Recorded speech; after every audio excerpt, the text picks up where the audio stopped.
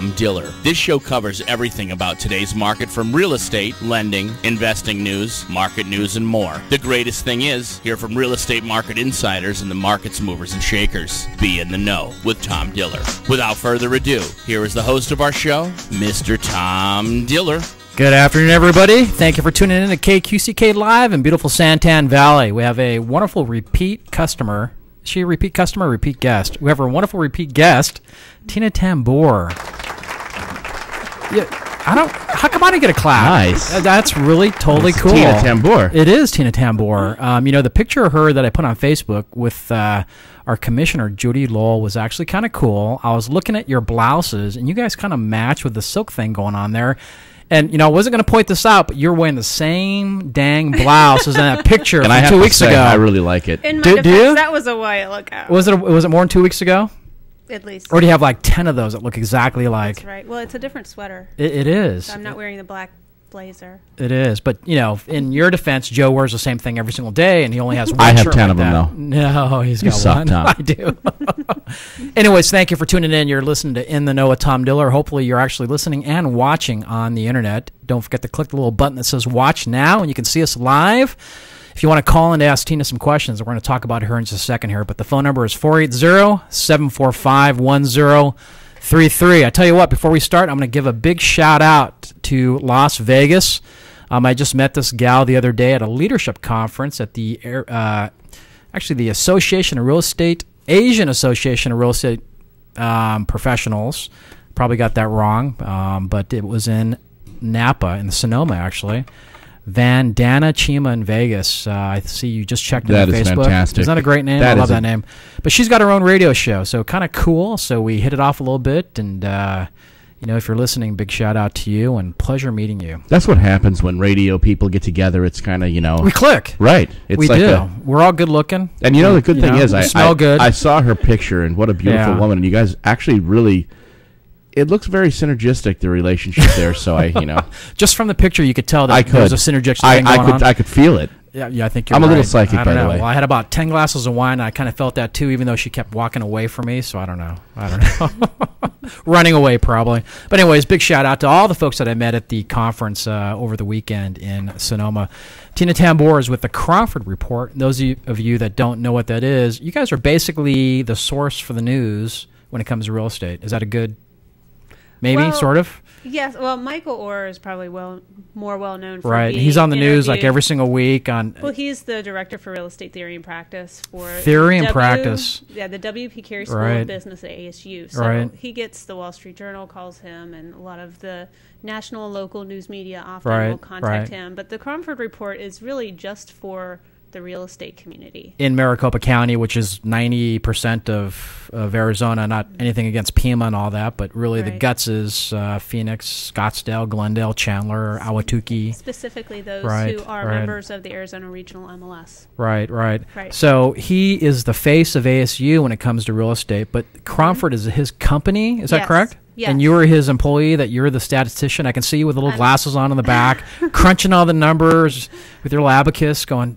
Sales up, down. I'm an analyst. Yeah, you're an definitely analyst. an analyst with the Crawford Report, and I do training and subscription help. Right. Actually, just a couple of weeks ago, when you were wearing the same blouse, you were on a panel that I put together with the Arizona Commissioner, Judy Lowell, Attorney Jim Eckley, Attorney Paul Valentine, David Compton. Who else was there? Marvin Clark, economist. So you kind of sit up there with all these cool dudes that I kind of, I've got man crushes on these guys. They're totally cool, and they're out there in the community, and people know who they are and they respect them. So I got to thank you for coming over here today. So my pleasure. Yeah, and we sit on the same board too, right? We're on the National Association Hispanic Real Estate Professional Board. That's right. So kind of cool. They finally gave me a nice geeky role of treasurer. Yeah, you know what? And she made it to the penny. She had all the budgets down perfectly the other day in our 4.5-hour marathon meeting. But you know what I say? I say one more big round of applause for Tina Tambour. I think so. I think so. Anyways, thank you for joining us. If you have any questions, we're going to talk about the market. Now, you don't kind of prognosticate out in the future. You kind of take the trends quarter by quarter. So let's talk about how we're doing today, where we were a few years ago, and kind of talk us into how we're looking. Well, I think what's important to know is that so many people want to know what a price is doing, and everyone's all about the price appreciation, and it's the big news story. But it's important for sellers and buyers to know that the prices today are reflective of where we were in supply and demand 2 to 3 months ago. So if you really want to know where prices are going to go in the short term, then that's where you have to look. Look back a couple months. Yeah, and absolutely. Right now there's a lot of fear out there regarding whether this is a bubble, this appreciation. I asked you that question. Are we going up too fast? 22.5% increase year over year kind of thing. In some areas, 30 or 40% increase. Yeah. But the thing to know about the appreciation that we have today and the appreciation or the bubble of 2005 is that our circumstances today are completely different, and even that number, that 47% or 37% or whatever you're seeing in the news media, is actually a combination of two completely different markets. You've got the people who bought a non-distressed home and are selling a non-distressed home. Right. That's going to be a different appreciation from somebody who bought a distressed home and is now selling at normal non-distressed prices. Right. And I guess for the listeners that are investors or renters right now, is it let's just kind of get down to the brass tacks. Is it a good time to buy, and why? And what's the trend showing? Well, it's all about for a buyer, can you afford it? And to give you just a comparison, right now we're at 2004 pricing for our market, and in 2004 we were at 5% interest rates right sure. Now We're at what, 3? And we're at 3. So we're actually, even though we're at 2004 pricing, we're more affordable than we were. So it's cheaper. Yeah, and I don't remember anybody complaining about prices in 2004. They were very affordable, and that's where we are today. The issue is that the prices are going up because we have such low supply. So when it comes to the question of, is it a good time to sell, the best time to sell for a seller is when you are in a position with high demand and low inventory. Right. But the problem is most of them don't want to leave money on the table, so they want to make sure they get the biggest price.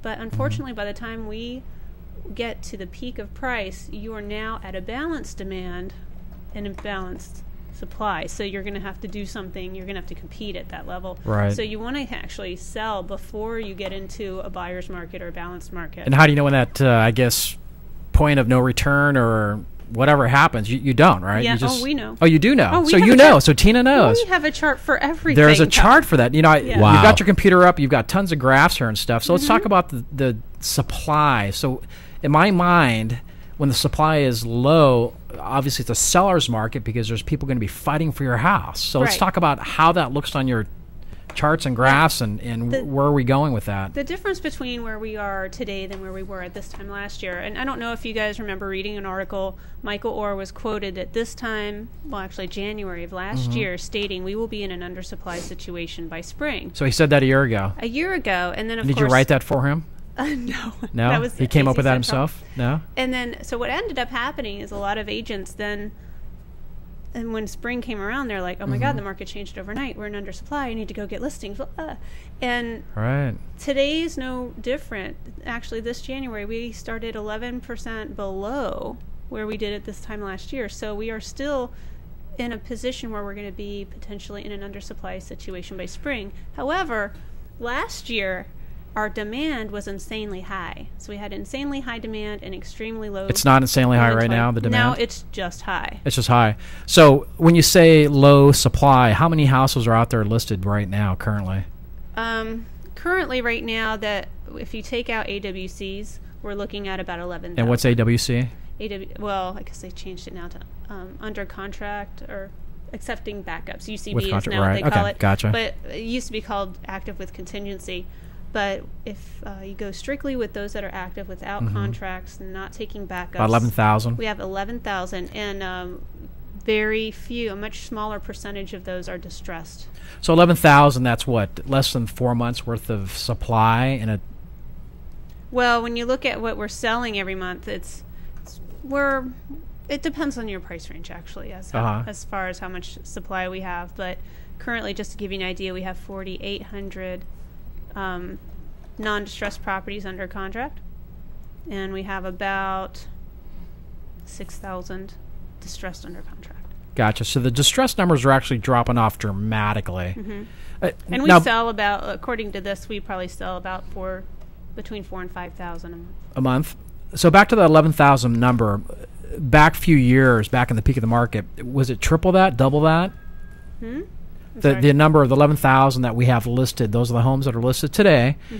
In I guess, I don't know if there's ever going to be a normal market coming back, but what was it a few years ago when we were at the peak? Was it in the 20s or 30s or 40s? We actually didn't peak a few years ago. We peaked in inventory back in 2007. No kidding. It's probably when we had the most inventory and the least number of buyers able to buy. So, right.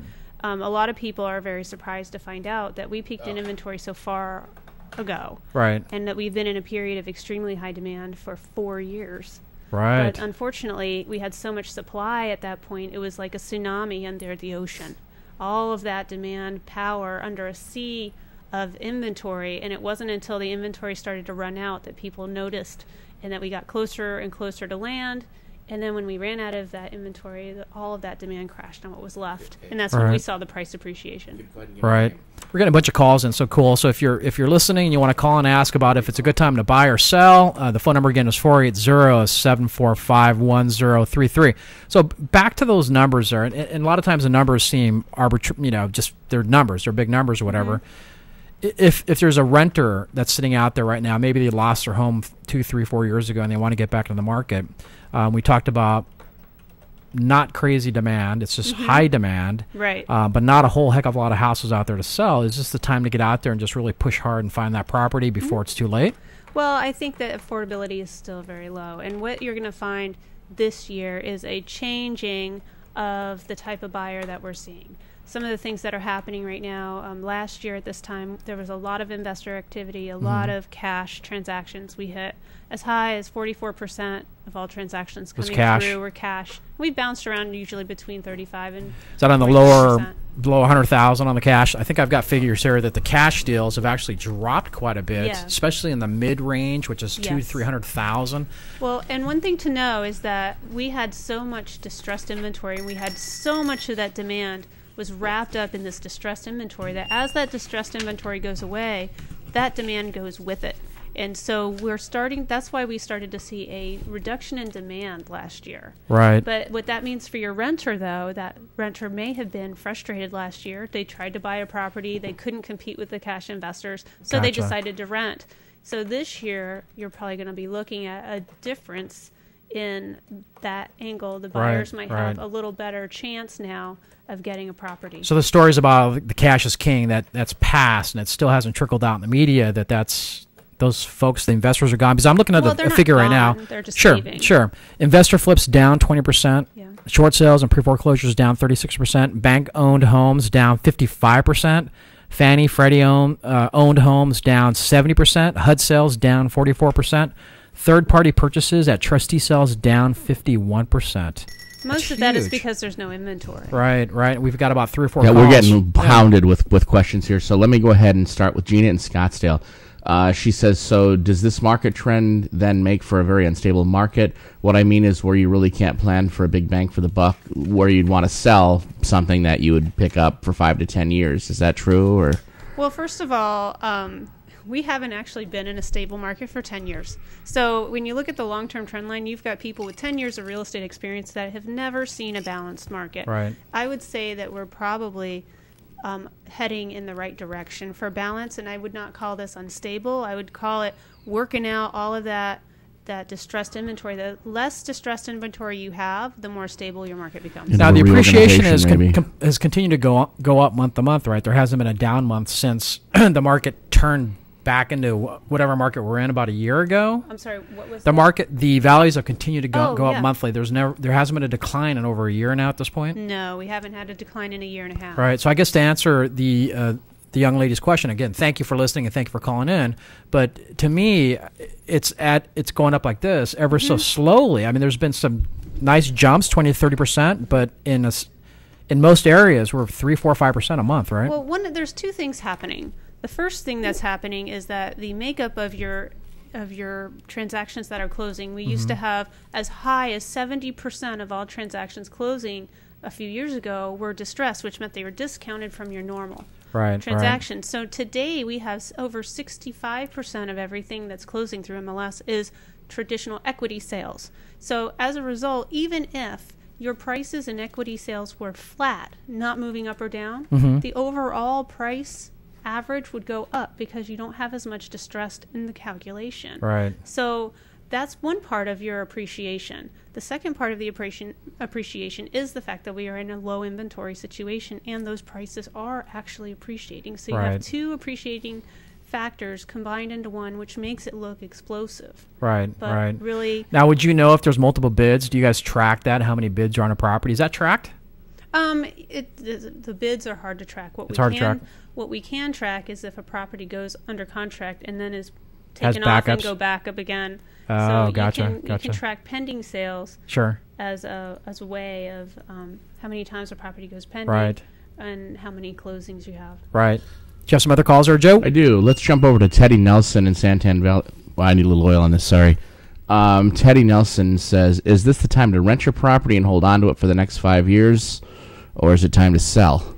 Seriously, I am not the type of person that tells you what's going to happen in 5 years. We could get hit by an asteroid. We don't really know. But you're the analyst. But I don't. I think she knows something about an asteroid that's going to hit Right, us. I want to know about it. I want to now. know about that too. Let's talk about the asteroid. We don't project out on prices for more than 6 weeks, actually. But what I can tell you is that it's important to track the market. It's not advisable to buy a piece of property and not track the market. Right. You have to watch it. It's not like a stock. Right. But we just talked about the buying and flipping has dropped down tremendously, so there's not that much of a discount per se, like buying at the auction steps or whatever. So I personally, based on what I'm seeing, and you can say I'm wrong, that's fine. I won't slap you too hard.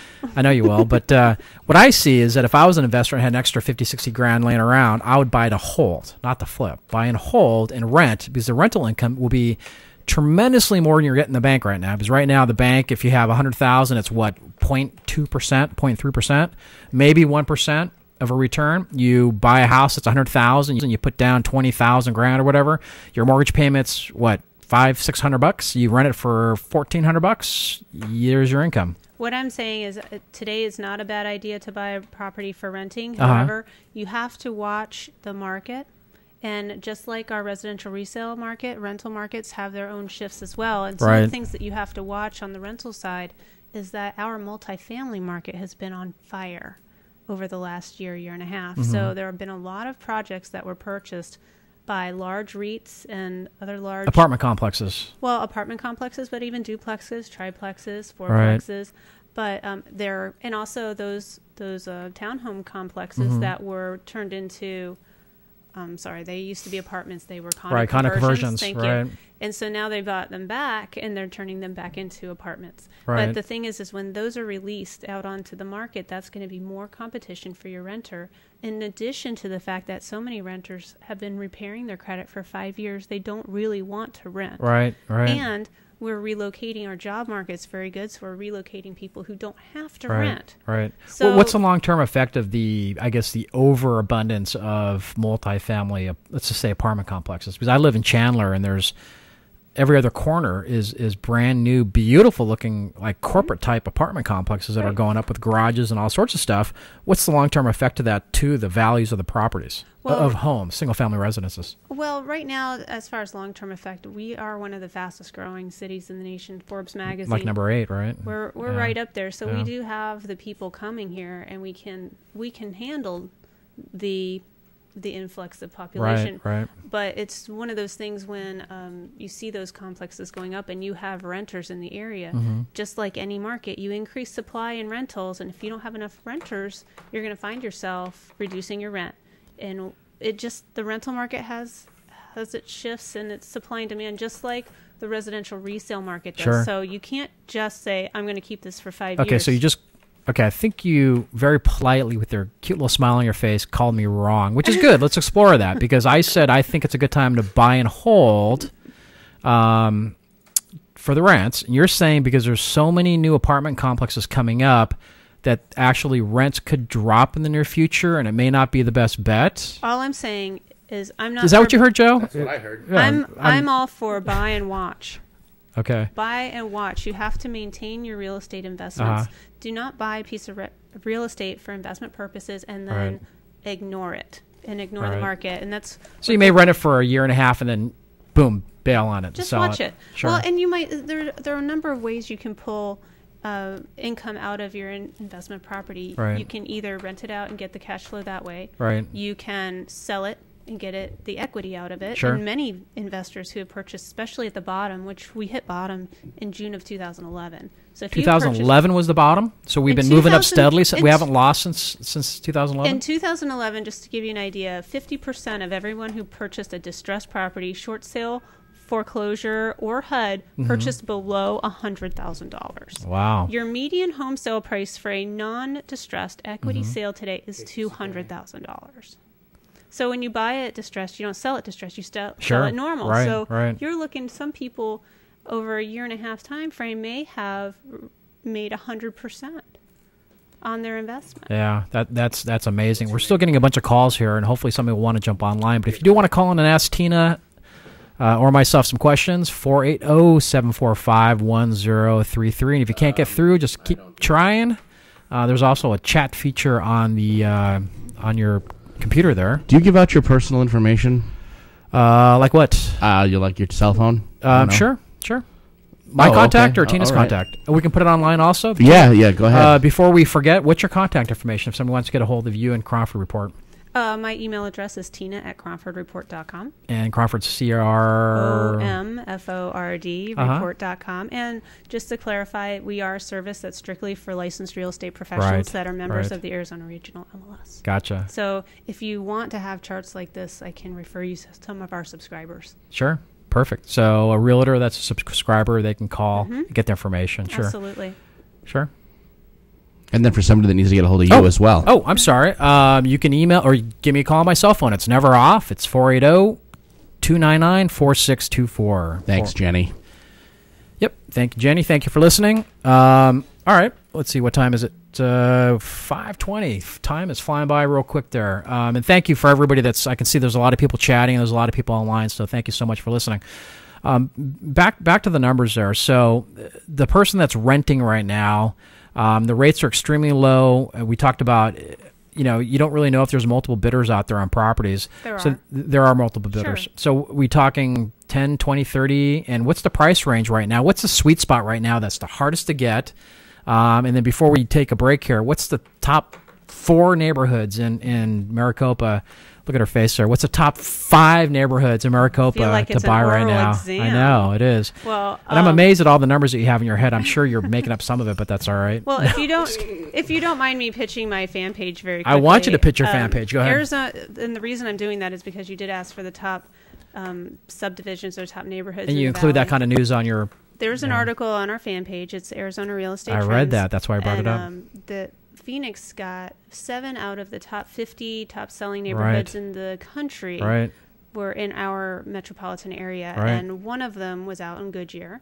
Goodyear was one of them. Another Verrado was in Buckeye. That was another one. Yeah. Peoria had Vistancia. Sure. And then there was one in Gilbert, and I can't remember the Gilbert one. And there was another Las Sendas. No, is that Chandler? That's Mesa. Oh, Mesa.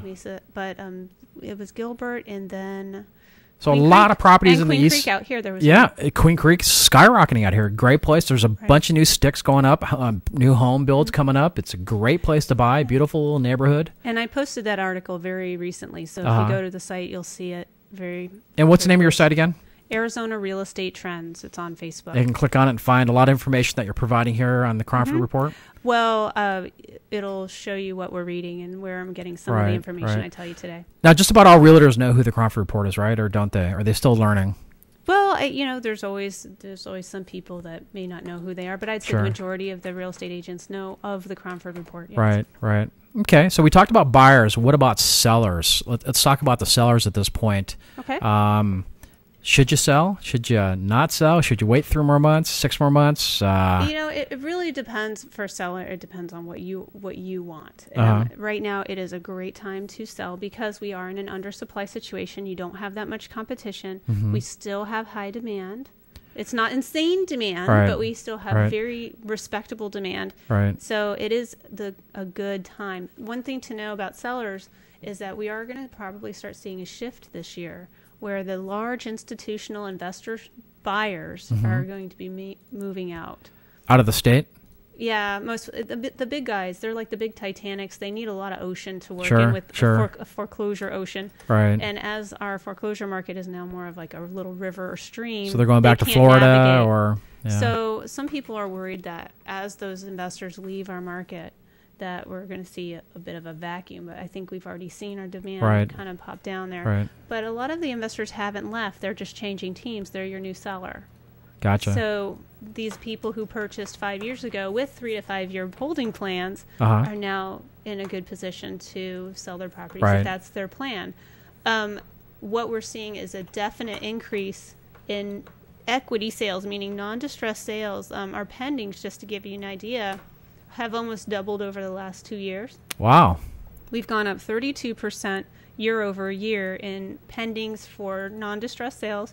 And so these are people cashing out, putting money in their pocket to buy the next house and to move up. We're not seeing move-up buyers yet, are we, at this point? What we're probably seeing is the fix and flip people. Gotcha. When they buy at a distressed rate, they sell at non-distressed. At a full retail. Mm-hmm. So you're also seeing people who might have been a short sale 7 or 8 months ago, but today are an equity sale. Nice. So even if you're struggling to make your mortgage payment, you don't necessarily have to be a short sale. Right. Make sure you that... just never know. Yeah. So let's talk about the bidders. Let's talk. Maybe this is a huge misnomer. Maybe this is what I see in the media or what have you. But let's say your home is worth $180. There's not a whole lot of houses at 180 in your neighborhood. In fact, you're the only one, and you get multiple bidders. Does that mean you're going to get 220, 230, 250? And does it have to appraise at that? I mean, what happens at that point? Well, again, when we start talking about the mixture of buyers changing, where people were getting that type of price appreciation over list price, those were cash buyers. Again, as the cash buyers go away, then they're replaced with other buyers who were the renters, the frustrated renters that are now coming into the market. Right. And they do require appraisals. So even if they do offer way more, then they so say it doesn't appraise for the 220 somebody's offering. They've got to come in with cash on the difference from the 180 or whatever it appraises at to the... If they waive the appraisal contingency, they would have to come in with cash, but they may Are we seeing a lot of that now? Or I don't have that information. But I know at the 180 mark, you're probably still going to be looking at investors that are paying cash in that area. Right. But for the most part, if you're looking at more traditional buyers, you're going to want to be aware that they may not be able to bring in that much cash. Right. It's not like 2005 where they just went out and got another loan to handle it. Right. And you do need a job these days for loans, which is different from 2005. Right. The job market's better. People are feeling confident that they have more money. They're saving money now, and it's their interest rates are incredibly low, and we're hearing they may stay this low till 2015, or at least per the government. They're saying 2015. Like you said, an asteroid could hit us, and and one thing to know is that when we were at this price point in 2004 and 2005, we had a lot of sales. Right. And for realtors, that was the good old days. Right. Many sellers think that the good old days was 2006 and 2007 when prices hit their peak. But what they don't realize is that we also almost bottomed out in 2007 on sales because the prices were just too high. Right. So you have to, as a seller, find that sweet spot with high demand at a price you're happy with. Right. And just pull the trigger and do it. And pull the trigger if that's what you want to do, if you don't intend on staying in the home. Right. I'll tell you what, we've come up to the time of having a break here, and I got to mention the beads that you guys have on. Happy Fat Tuesday, and anybody that's out there. Is that what it is? See, Joe perked up right when I said Fat Tuesday. He looked over at me. And Joe's been working out. No, that's why I looked at Joe when I said Fat Tuesday. I thought your name was Tuesday. That's right, yeah. I did not know. I was wondering what you had the beads for, Tom. It's Fat Tuesday. So any of my fantastic. buddies out there in New Orleans, I think Michelle, that's on the board with us, is out there with her husband. I think so. I think I saw a posting somewhere. But anyways, you've been listening and hopefully watching to In the Know with Tom Diller at KQCK Live in beautiful Santan Valley. We're going to take about a 90-second break, and we'll be back in just a couple minutes. Thank you for listening. Are you ready to start taking control of your future and maximize your earning potential? Central Arizona College has smaller class sizes and personalized attention to help you compete in today's tough job market. CAC now serves Santan Valley and Queen Creek. The CAC Santan Center is located in the shops at Copper Basin on Hunt Highway, behind Barrow's Pizza. Stop in and see how taking classes at CAC costs a fraction of a state university, and your credits can transfer. So, if you want to earn real money, you need to learn real skills at Central Arizona College. Enroll in classes today by calling 480-677-7825 or visit www.centralaz.edu or call 480-677-7825 or visit www.centralaz.edu. Central Arizona College, your college, your way.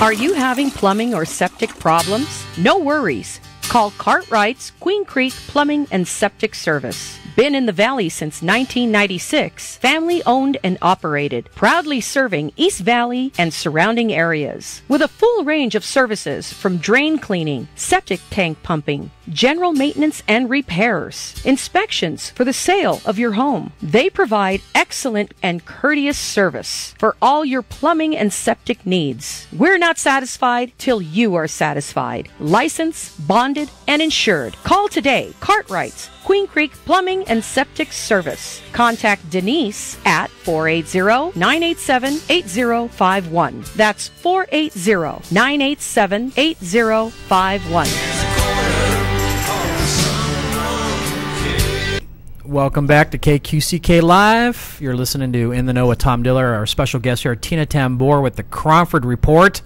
whose boss is Mike Gore, who's kind of a movie star, famous TV personality in Arizona. He's the gentleman who's at ASU's School of Real Estate Theory and whatever. What's it called? It's a huge title. It's wonderful, and he's a great guy. Yeah, it is the longest title ever. Director for Real Estate Theory and Practice for the W.P. Carey School of Business at ASU. At ASU. Yes. And he does this wonderful, I don't know if it's called a blog or an article or a paper or whatever every month that is open to the public to get? No, he does. Well, the school does. The school does a monthly, and he writes a monthly update on the real estate market as a whole, and it's on the ASU website and it's public. Yes. Right. And where could they find that? Because I've got it right here actually, and I know kind of where to find that. Can you give that out, or is that it's a really long website. It is a long website, but if they just go to ASU and plug in Mike or monthly data report thingy, if you go to Google and just type in Mike or real estate report ASU or something, that's what I do. Yeah. and you know, those of you that are listening, it's easy stuff to read. It's not complicated charts and graphs that you have to have bifocals to see or whatever. It breaks it down and talks about the median list price. It talks about price per square foot, how it was now from this year to last year. It talks about monthly sales, uses a word like it's a solid seller's market, talks about the pending foreclosures, January figures, stuff that you don't really have to be a real estate professional to understand. If you don't understand it, you can certainly call a realtor, and I'm sure they'll be happy to go over it with you.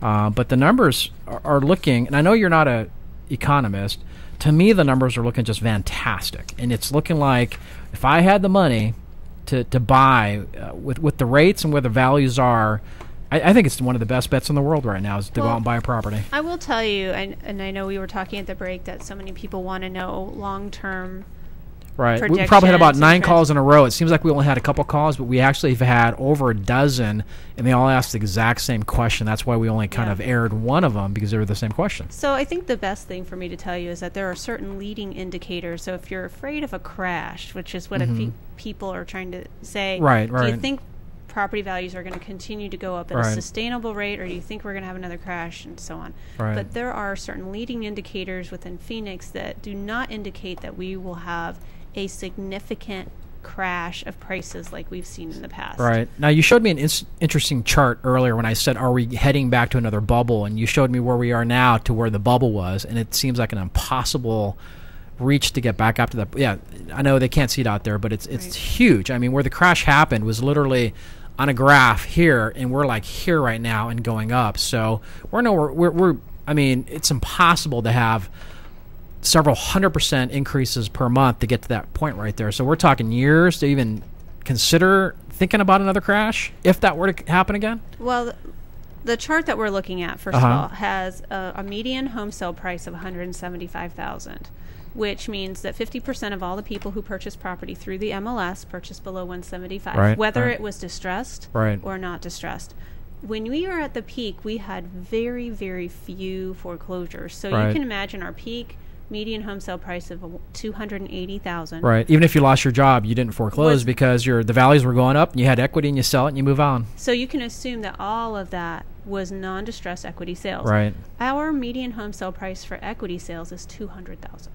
Right now. Not $175,000. Yeah. $200,000 for an equity sale. Right. So we're closer to that than if you look at the overall number by itself. Gotcha. You have to take the distressed out to find out what normal sellers are doing. And so many of our news media, and there's nothing against what they report on, but there are so many moving parts to our market that you can't just say median home sale price is $175,000 and that's it. There's two markets completely different that are merged into that number. And just to give you an idea, while our normal non-distressed median is $200,000, our foreclosure distressed median is $135,000.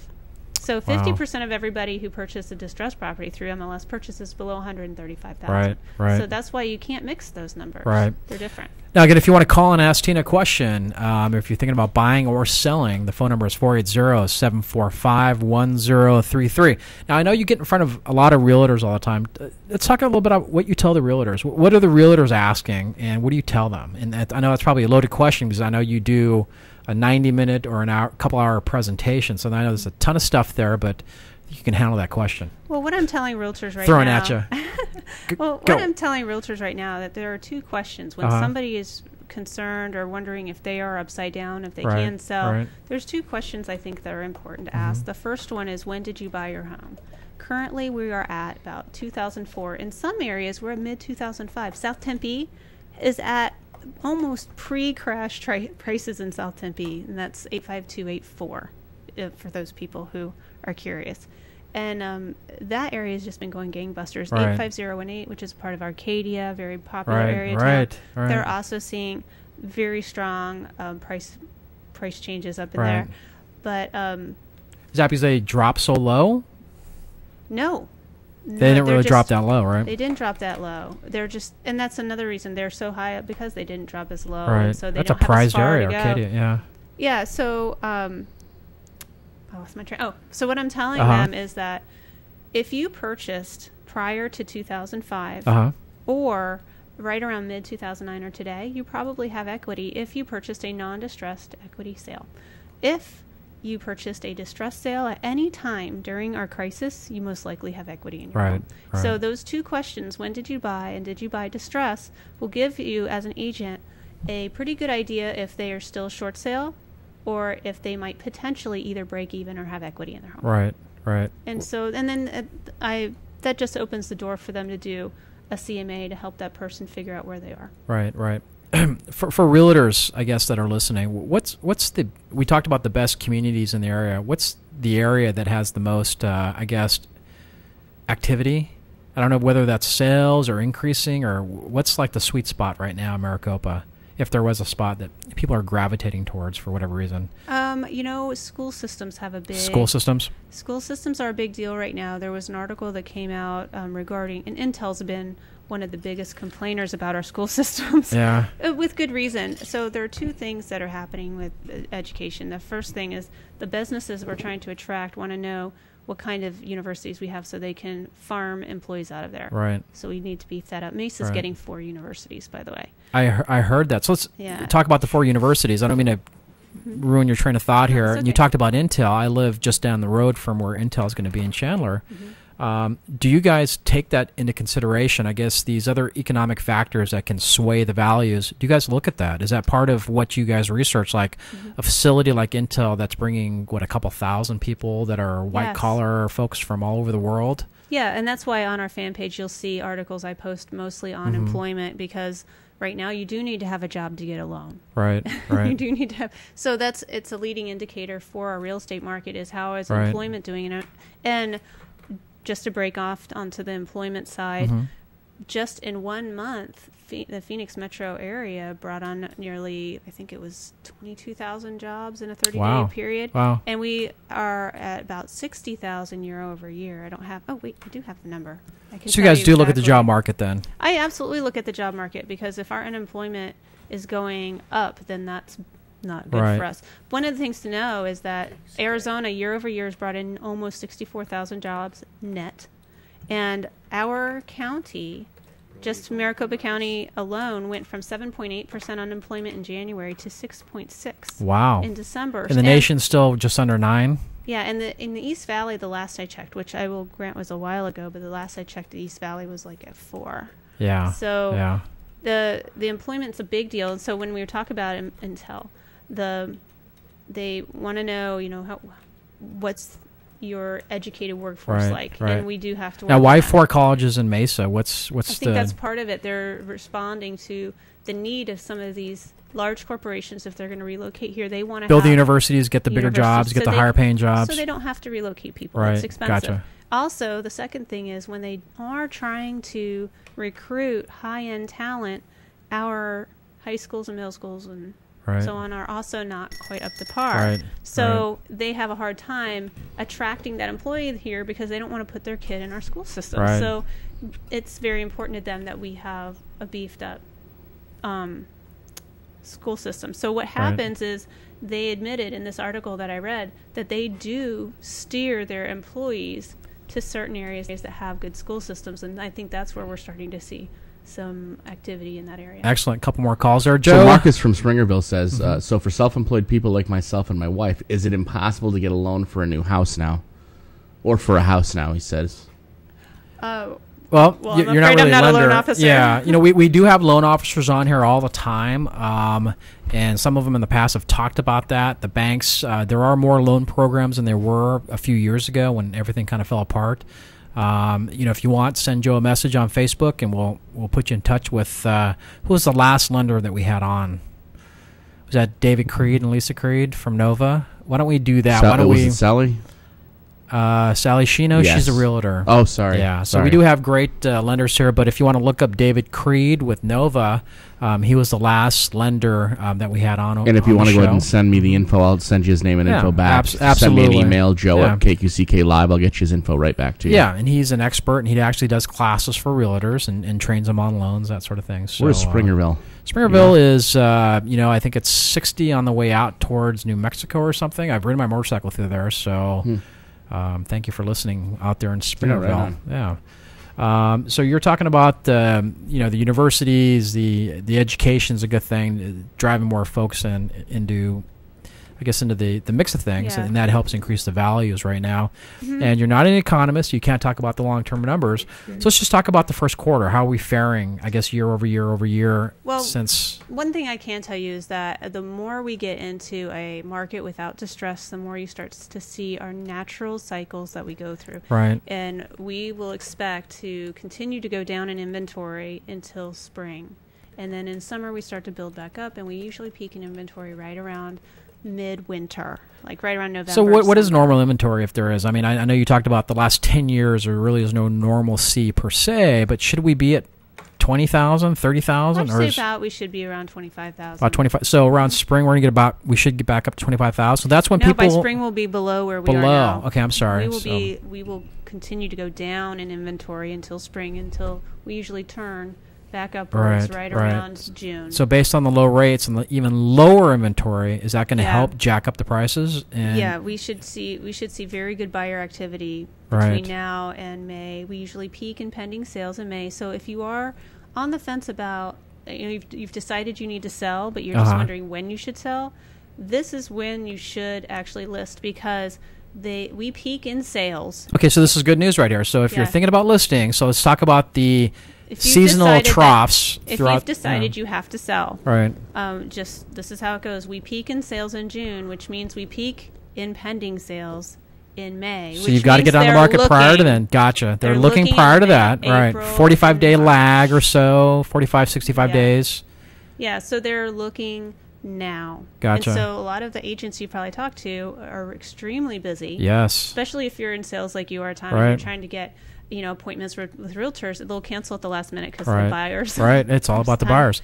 A couple more phone I'm calls not sure Joe? if we got Jerry or some of our listeners set up in the wrong direction here, but Jerry from Mesa called in with a question right after we got off with Marcus Springer. He says, I have a big student loan I'm paying on monthly. Do I still have a chance to get a loan? I have $42,000 left on my remaining loan. Now, I think this should be going. Yeah, that's more of a function of debt to income ratio, your debt ratio. It doesn't really matter. It's a natural thing when we're talking about this stuff. For people who infer, think they may come in late. Yeah. Be like, oh, you know what? It's okay to have big loans like that, but it's really a matter of what your total debt to income ratio, and that's something again. Get pre-qualified. Best place to start, just get pre-qualified. The lender can help you find a realtor, or find a realtor first, and the realtor can help you find a good lender. But again, we'll just go and keep throwing out the David Creed's name, the Creed team at Nova, because they were the last lender that was on our show.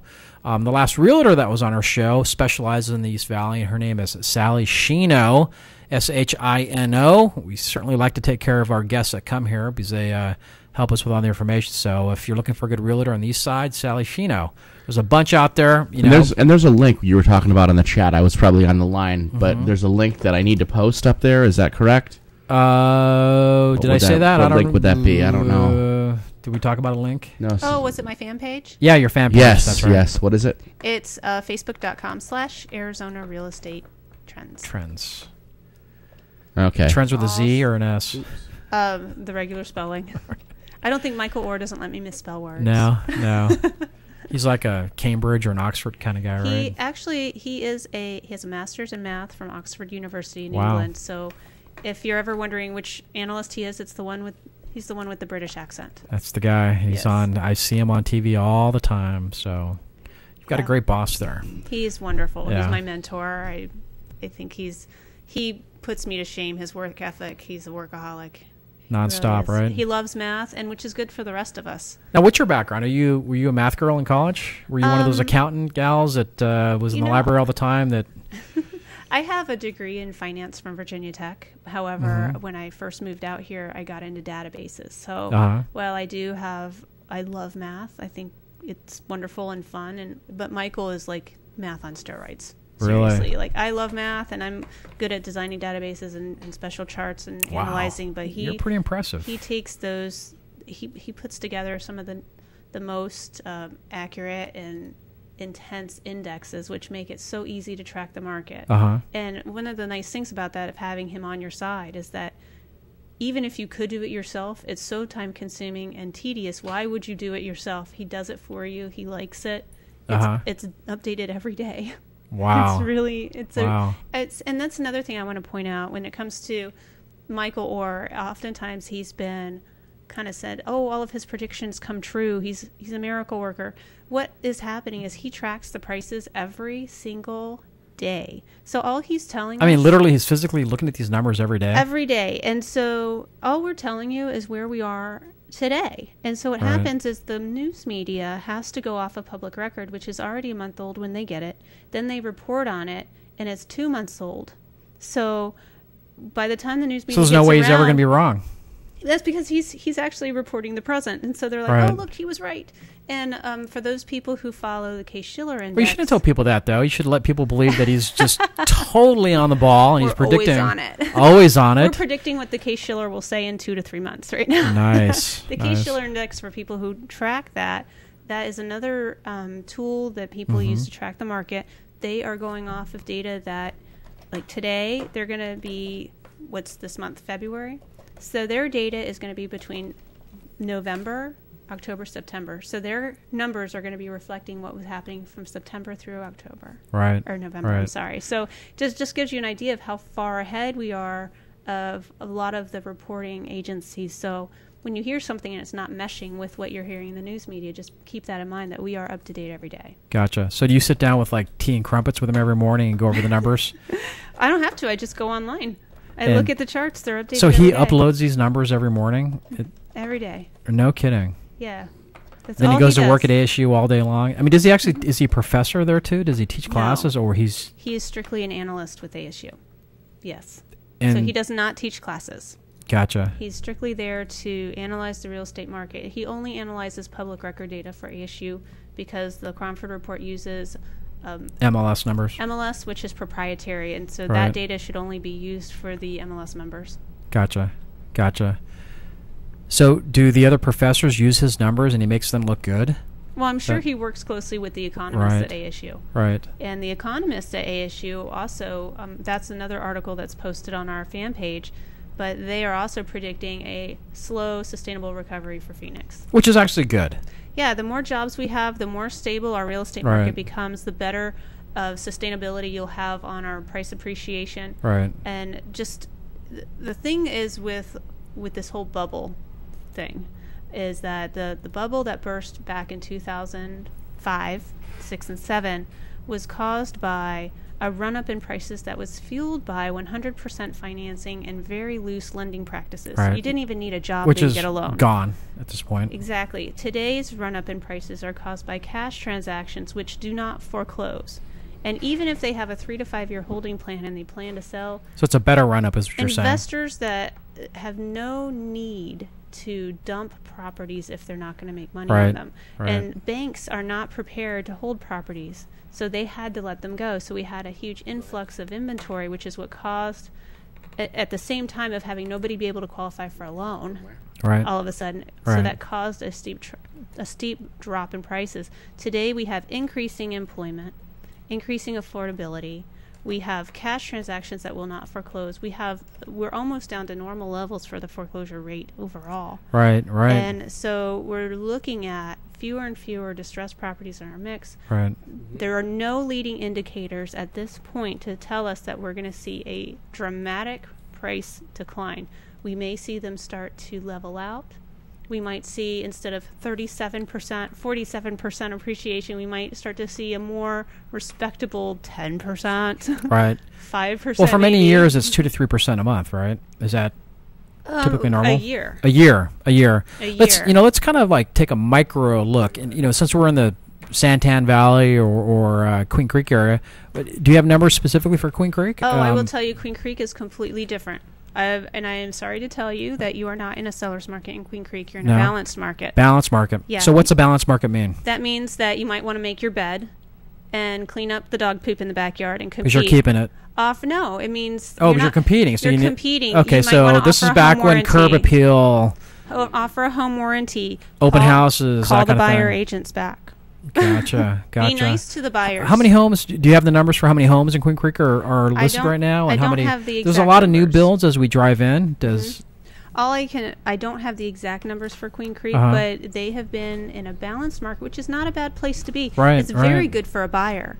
It just means that your seller and your buyer have equal footing in the negotiation process. The other areas, just to give you something to compare to, Gilbert is a very strong seller's market, as is Mesa and Tempe and Chandler. Those are all seller's market. Queen Creek is the only, unfortunately for them, they're the only market that is in a balanced state, which, by the way, is good for the buyer again. Right, absolutely. A couple more calls there, Joe? Yeah, we have, and I want to do a shout-out out there to Robin in Phoenix from Shea Homes, who said, love the show, very informative. Nice. Well, thank you for listening, Robin. And then Mariana from Tempe said, could I please make sure you don't forget, I need the details on the Cromford report. Sure. You want to jump out again? Absolutely. One more time. It's only for realtors that are licensed realtors. So, Marianne, if she wanted to get a subscription, she was not a realtor, although she's been thinking about doing it, but she wants to get a subscription. So sure, it's subscription based for realtors, correct? Yes. Unfortunately, because of our data license with the MLS, we are only allowed to sell to subscriptions to people who are licensed agents. However, what I can do is refer her to one of our subscribers who would be more than happy to share with her the charts that we are talking about today. Right. So now, I don't know if this is... If she emails me, then... legal or not, but can some realtors... do realtors have this information on their websites and stuff? So if she hooks up with a good realtor... Okay, so they can pass it off that way. Yeah, as far as detailed, though, there's rarely are you going to find extremely detailed for what she may be looking for. We have hundreds. The Cromford report is not a printed report, just so you know. The Cromford report is a series of hundreds and hundreds of charts that track everything from cash sales to inventory, sales prices, distress. We have hundreds of charts, and so it just depends on what she's looking for, and we can drill it down as far down as her zip code and her price range. Wow. So we just have a lot to offer. That's why it's mostly for realtors. Right. Gotcha. Now, Queen Creek, is that Pinal County or is that Maricopa still? Both. It's both? A little bit of both? It crosses the line, yeah. Okay, so you only have half the data for Queen Creek? We have the whole data. thing? What about Santan Valley, where this compound is? Yep. We have Pinal, Yavapai, because there are areas in North Phoenix. Okay, for some reason I thought you were Maricopa only. Well, we're the MLS, Arizona Regional MLS. So whatever those boundaries are. So we do crossover. We have information for crossover areas like the town of Maricopa. Right. That is a full-blown buyer's market right now. It's not a seller's market in Maricopa. So is that because there was so much inventory there at one time and there was a lot of distressed homes? Now, there was at one point, wasn't there a lot of investors out there and they just kind of walked from these properties and they just gave up properties? And what happened was there were a lot of young buyers that went out to Maricopa. They could get a lot of square footage for not a lot of money. They might have even bought a short sale or a foreclosure out there at some time. But as you probably know, if you remember when you were young, you're like 3,000 square feet. That's great. You don't think about how much it costs to air condition that or water that grass or furnish those rooms. So what I heard from, and this is what I've been told by experts in that area, that they are looking to get out because it's expensive and they don't have a hospital, they don't have some of the infrastructure. However, the light at the end of the tunnel from Maricopa is that Intel plant. Because as real estate... In Chandler, that's going to affect the market way over there? Potentially, because as the inventory out in Chandler becomes so low, Right. And as the infrastructure goes up and they start hiring people for that plant when people it's are going to done, start driving a little bit more. They need a place to stay, and they are rushing to trying to get that hospital up and running. I think a lot of it has to do with luck. I bought 9 years ago in Chandler in the Arden Park area, which is just down the road from Intel, and I had no idea where. I was moving in from out of state. I had no clue where I was buying, and just got lucky that my values are going to continue to go up. Right, that's what I'm hoping at least. Well, I think again, if you don't have to sell and you're not in a position to have equity, you can. One nice thing about our real estate market is nothing lasts forever. Right. That if you hold on to it long enough, you're going to be in good shape. It's just a matter of how long your attention span is. Right. So I think I just heard you say it's a great long-term investment, even though you don't like using that word long-term.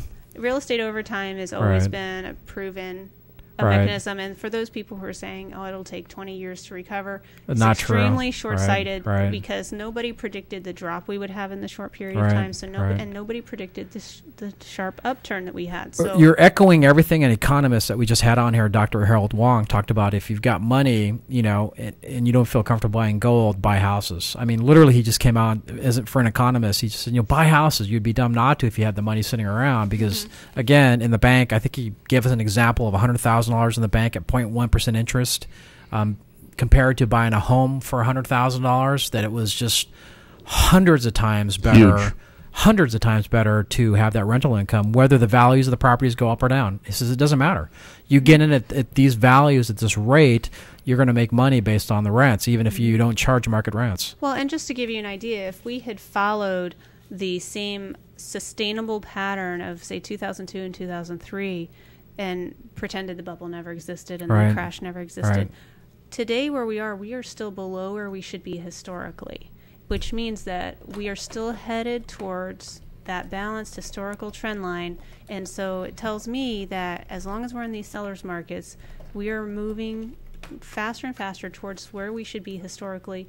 And so that means if you're buying today, even if you have to pay a little bit more than list price, you're probably making a pretty good bet that our prices will continue to go up sustainably for some especially time. if you get locked in at 3.5% interest rate, on a fixed rate. Yeah. And just so you know, this is my opinion, Michael Orr in the Cromford Report. Do not do projections farther than 4 to 6 weeks out for price. Gotcha. We have about 2 more minutes. Give us your contact information again. Maybe the last 2 words of wisdom that you want to throw out there. If there are words of wisdom, just throw them out there. For those people who are realtors out there, I think that it's a good time, considering with great appreciation that we've had over the last year and a half, or actually even for many people over the last 5 years. With great appreciation comes great taxes.